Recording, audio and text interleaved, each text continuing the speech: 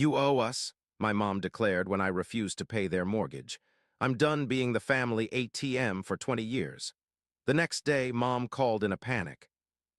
The day I finally stood up for myself started like any other family gathering. My kids were excited to see their grandparents. I wasn't. My stomach knotted as I pulled into my parents' driveway, the familiar sense of dread washing over me.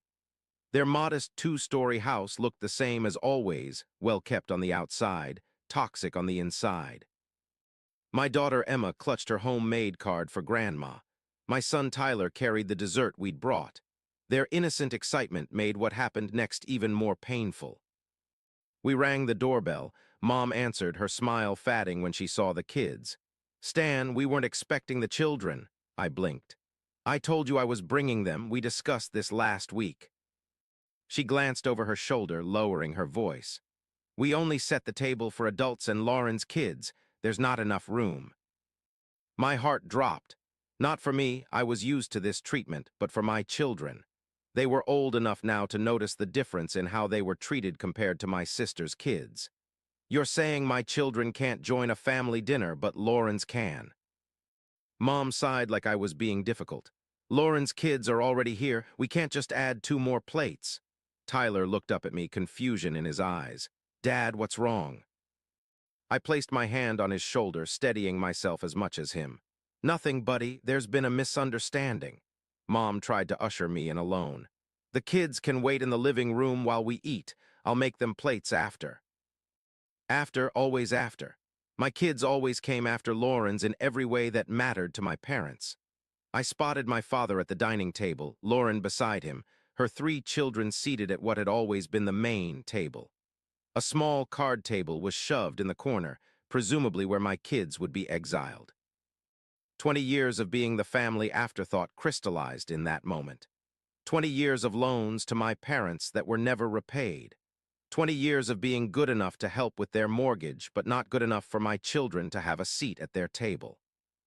I made a decision. "We're leaving." Mom grabbed my arm. "Don't be dramatic, Stanley."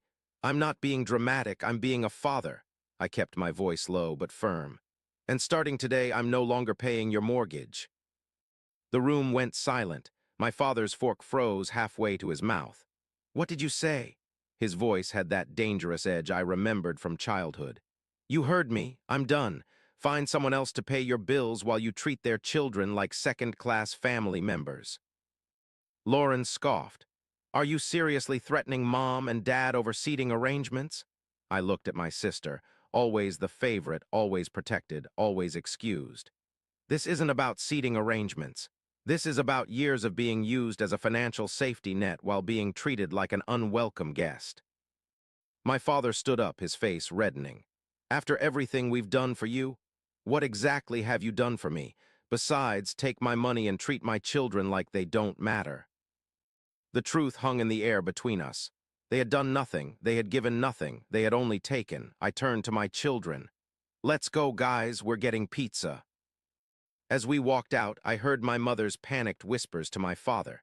They weren't concerned about losing me. They were concerned about losing my money. The next week passed in blessed silence. No calls from my parents, though Lauren sent several texts alternating between guilt trips and insults. I blocked her number. Then came the frantic call from Mom. "Lauren's been fired. They're accusing her of stealing from the company. You have to help us." I almost laughed at the predictability. Of course they were calling now. Not to apologize, but because they needed something. "That's unfortunate, but it's Lauren's problem to solve. She was framed, and now your father and I can't make the mortgage payment this month. Lauren was helping us." The pieces clicked together. My parents had been counting on Lauren's income along with mine. They'd put all their eggs in 2 baskets, and now 1 basket was gone. "I thought Lauren had a high-paying marketing job. Weren't you just bragging about her promotion last month?" Mom's voice turned desperate. "She's been having some difficulties, financial difficulties. She needed to borrow against her salary, but that's not important right now. We need $3,000 for the mortgage by Friday." "No," the silence on the other end was deafening. "What do you mean, no?" "I mean, no, I'm not giving you money, not anymore. But your father and I will lose the house. Then you'll lose the house." I hung up, my hands trembling. Years of therapy had prepared me for this moment, but it still felt surreal to finally draw the line. 3 days later, Dad had chest pains. Mom called me instead of 911. Your father's clutching his chest. What should I do? I already had my keys in hand, rushing toward my car. Despite everything, I couldn't ignore a medical emergency. Call an ambulance, Mom, right now. But the ambulance costs money. Can't you just come over and drive him? For a moment, I couldn't speak. Even now, with Dad potentially having a heart attack, their first concern was financial. Call 911, Mom. Now, I'll meet you at the hospital. At the hospital, Dad was diagnosed with severe anxiety and elevated blood pressure, not a heart attack. The doctor prescribed medication and recommended stress reduction. As I paid the emergency room bill, Mom hovered beside me. The mortgage is due tomorrow, Stanley. I stared at her in disbelief. Her husband had just had a health scare, and all she could think about was money. Did you hear what the doctor said about reducing stress? Maybe worrying less about money would help. How can we not worry about money when you've abandoned us? We're your parents. I looked at her, really looked at her. This small woman who had given birth to me but never truly supported me, who had always seen me as a resource rather than a son. You're right, you are my parents, and parents are supposed to love their children equally. They're supposed to care about their grandchildren equally. They're supposed to build their children up, not tear them down to build up their favorite. She blinked rapidly, tears forming, not from remorse, I realized, but from the realization that her financial well was running dry. We've always loved you, Stanley. No, you've always used me. There's a difference. I handed her the hospital discharge papers and walked out. The next week, their mortgage went unpaid. The week after that, they received their first warning letter from the bank. My younger brother, Jake, called to tell me Mom was in a panic. She's blaming you for everything, he said. Says you abandoned the family when they needed you most. Jake had always seen through our parents' favoritism. As the youngest, he'd been ignored rather than used, somehow both better and worse than my experience. Are you okay there? I asked him. He sighed. I'm looking for an apartment. Can't stand being around them anymore. Mom keeps trying to get me to call you about the money. Don't let them drag you into this. I won't, but Stan, there's something you should know. That money you've been sending for the mortgage, a lot of it went to Lauren. My hand tightened around the phone. What do you mean? Lauren's been in financial trouble for years. Gambling. She'd lose everything, then come crying to Mom and Dad. They'd give her your mortgage money, then guilt you into sending more. The betrayal cut deep, even though I should have expected it. They hadn't just favored Lauren, they'd actively stolen from me to support her. Thanks for telling me, Jake, and if you need a place to stay while you look for an apartment, my door is open. 2 days later, my mother appeared on my doorstep. Her eyes were red-rimmed, her usually immaculate hair disheveled. We're going to lose the house, Stanley. Is that what you want, to see your parents homeless? I leaned against the doorframe, keeping the door half closed. What I wanted was to be treated like I mattered.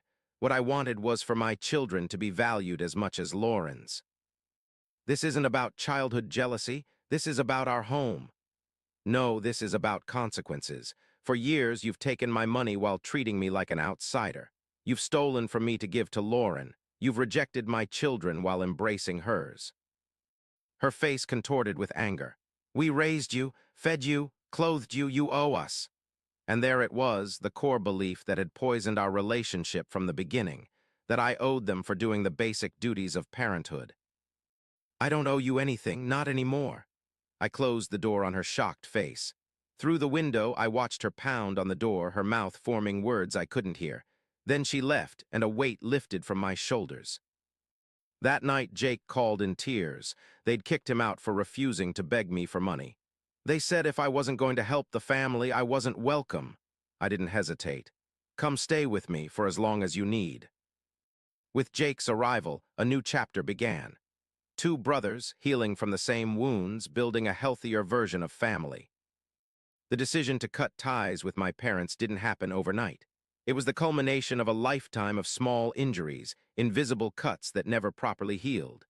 I remember as a child watching Lauren open mountains of Christmas presents while I received practical items, clothes for school, notebooks, things I needed rather than wanted. At the time, I told myself it made sense. I was the responsible one.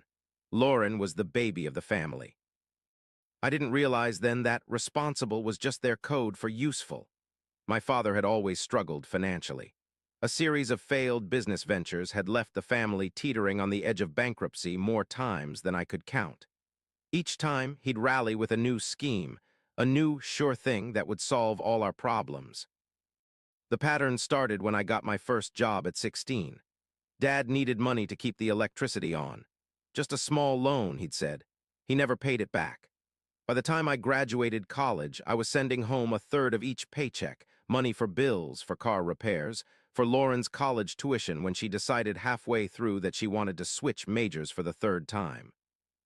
I did it because that's what family was supposed to do, support each other, help each other. But in my family, the support only flowed in one direction.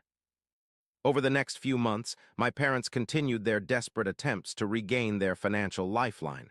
They sent relatives to plead their case. They showed up at my workplace.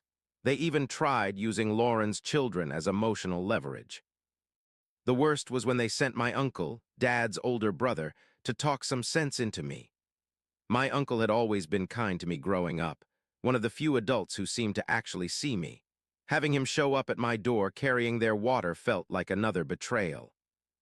"Your father's not well, Stan," he said, sitting uncomfortably on my couch. "His blood pressure's through the roof. Your mother's talking about taking a second job to make ends meet." "They have options," I replied. "They could sell the house, downsize. Dad could finally retire and take his pension. Lauren could get a job that doesn't involve stealing from her employer." My uncle winced. "They're not perfect, but they're your parents. Being a parent doesn't give you the right to exploit your children."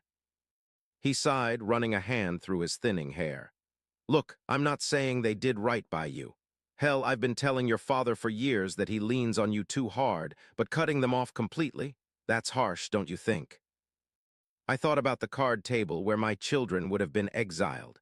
About the countless times I'd watched Lauren's children receive special treatment while mine were treated as an inconvenience. About the years of financial drain that had delayed my own family's goals, the home renovation we'd put off, the vacation fund that never grew, the college savings accounts that remained depressingly small. "No," I said finally. "I don't think it's harsh. I think it's necessary." Uncle left without the check he'd come for, but with something to think about. A week later, he called me. "I talked to your dad again," he said. "Really talked to him about how they've treated you and Jake." I waited, expecting another guilt trip. "He doesn't get it, Stan. Neither of them do. They've convinced themselves they're the victims in all this, martyrs who sacrificed everything for ungrateful children." I wasn't surprised. "Did you expect anything else?" "I guess I hoped," he admitted. "Listen, I'm sorry. For whatever it's worth, I should have spoken up more when you were kids. I saw what was happening, but I told myself it wasn't my place to interfere." His apology meant more than I expected. "Thank you." He cleared his throat awkwardly. "If you and Jake need anything, someone to talk to, a place for holidays, whatever, my door's open." For the first time in months, I felt a flicker of something like hope. Maybe family could still mean something good. Eventually, my parents lost the house. They moved in with Lauren, creating what I imagined was a perfect storm of dysfunction.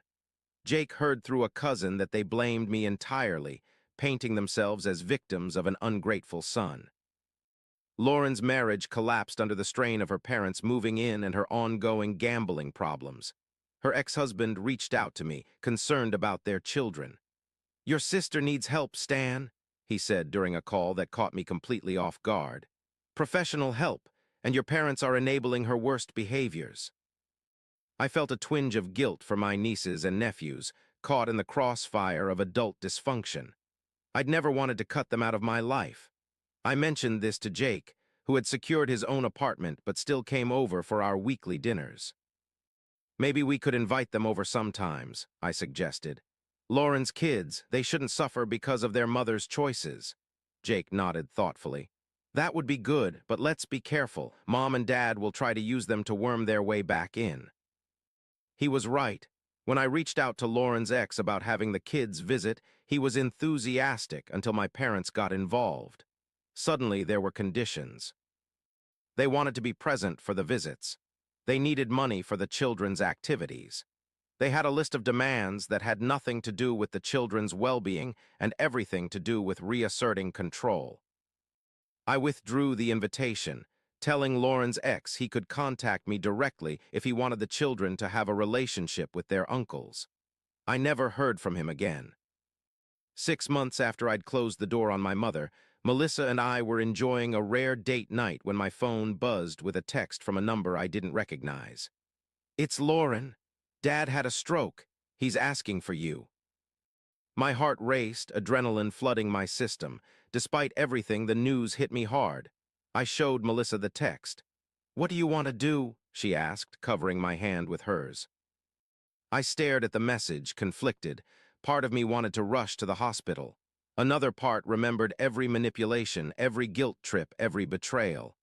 "I don't know if it's real," I admitted. "They've lied before to get me to come running." Melissa nodded understanding.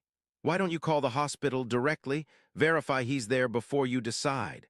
It was a sensible suggestion. I called the hospital, and to my surprise, my father had indeed been admitted with a stroke. It wasn't a manipulation tactic, or at least not entirely. We paid for our dinner and drove to the hospital in silence. Melissa squeezed my hand as we walked through the automatic doors, her presence a silent reassurance. Whatever happened, I wasn't alone. Lauren was in the waiting room, her face puffy from crying. My mother sat beside her, looking older than I remembered. Jake was notably absent. They hadn't bothered to call him. Lauren spotted me first. "Oh, thank God you came. He's been asking for you." Mom stood, taking a hesitant step toward me. "Stanley," I raised a hand, stopping her. "I'm here for Dad, that's all." A nurse led me to his room. Dad lay in the hospital bed, diminished somehow. Tubes and wires connected him to machines that beeped and hummed. His right side was partially paralyzed, his speech slurred but understandable. "Son," he said when he saw me, his good hand reaching out. I didn't take it. "They said you were asking for me. Wanted to see you before," he struggled with the words, "while I still could." I waited for more, an apology perhaps, some acknowledgement of the damage he'd done. It didn't come. "Need your help," he said finally. "With the bills, your mother can't."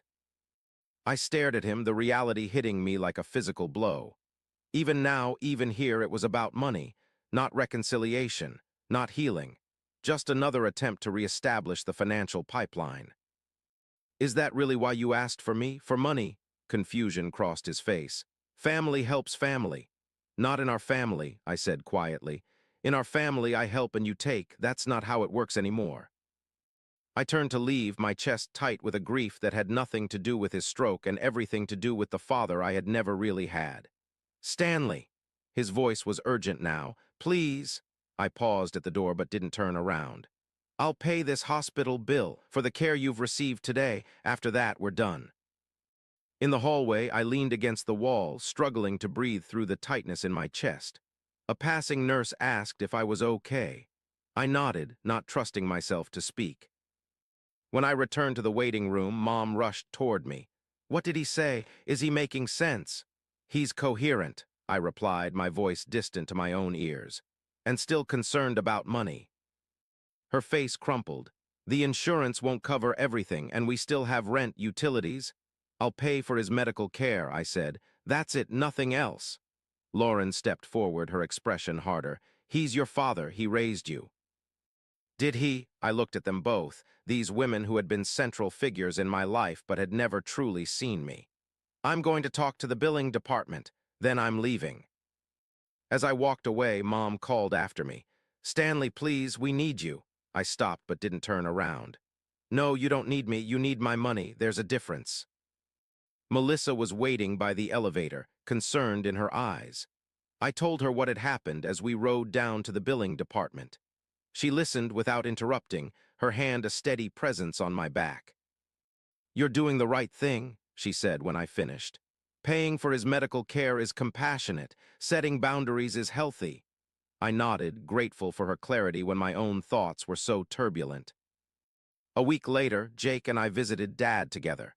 He'd been moved to a rehabilitation facility where he'd stay until he regained enough function to manage at home. Jake had been hesitant to come, but I thought it important that we both get closure. Dad seemed genuinely happy to see Jake, reaching for him with his good hand. "My boy," he said, his speech still slurred but clearer than before. Jake remained stiff, uncomfortable. "How are you feeling, Dad?" "Better now that you're here." Dad's gaze shifted between us. "Both of you, my sons." I sat in the chair beside his bed. "We came to talk, Dad, about the future." His expression turned wary. "What about it?" "I've arranged to pay for your care here," I said, "and I've set up an account for your outpatient therapy after you're discharged." Relief flooded his face, quickly replaced by confusion when I continued. "But that's all. There won't be any more money for you or for Mom. Not for the rent, not for Lauren, not for anything else.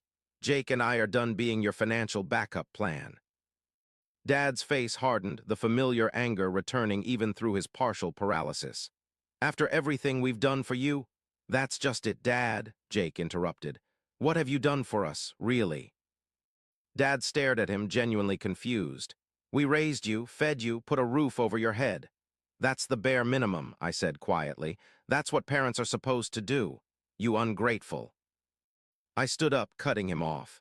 "We didn't come for an argument. We came to make sure you understood the new reality. You're our father and we don't want you to suffer, but we're not your bank anymore." As we left, Dad called after us, his voice breaking. "You can't just abandon family." Jake stopped, turning back. "That's the thing, Dad. You abandoned us long ago. You just never realized it because we kept paying the bills." In the car, Jake was quiet, staring out the window. "Do you think they'll ever understand?" I shook my head. "No, people like them don't change, they just find new victims." "So what now for us, I mean?" I thought about Melissa, about my children, about the peace we'd found since cutting ties with my parents. Now we build something better, a real family based on love instead of obligation. Jake nodded slowly. "I'd like that." Some people ask if I miss my parents. I don't. I miss the idea of parents, loving, supportive people who want the best for you. I never actually had that. What I have now is peace. What I have now is a home where all children are equally welcome at the table. What I have now is the knowledge that I broke the cycle, and my children will never know what it feels like to be valued only for what they can provide. Sometimes family isn't who raised you. Sometimes it's who you choose to keep in your life after growing up and recognizing your worth. I chose myself. I chose my children. I choose truth over obligation. And I've never once regretted that choice.